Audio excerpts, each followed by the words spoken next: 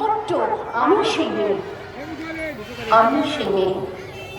আসামের চা বাগানের ঝুপড়ি কামিন বস্তি থেকে যাকে আপনি নিয়ে যেতে চান সাহেবী বাংলোয় মধ্যরাতে, ফায়ার প্লেসের ঝলসে ওঠা আলোয় মোদির চোখে দেখতে চান যার অনাবৃত শরীর, আমি সেই মেয়ে।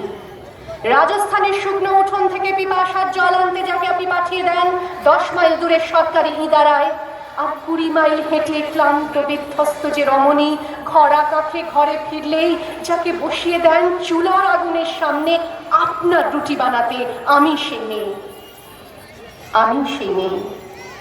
যাকে নিয়ে আপনি মগ্ন হতে চান গঙ্গার ধারে কিংবা ভিক্টোরিয়ার সবুজে কিংবা সিনেমা হলের নীল অন্ধকারে, যার চোখে আপনি এঁকে দিতে চান ছোট স্বপ্নের কাজল আর ফুরিয়ে যাওয়া সিগারেটের প্যাকেটের মতো, যাকে পথের দুপাশে ছুঁড়ে ফেলে আপনার ফুল সাজানো গাড়ি শুভ বিবাহ সুসম্পন্ন করতে ছুটে যায় শহরের পথে।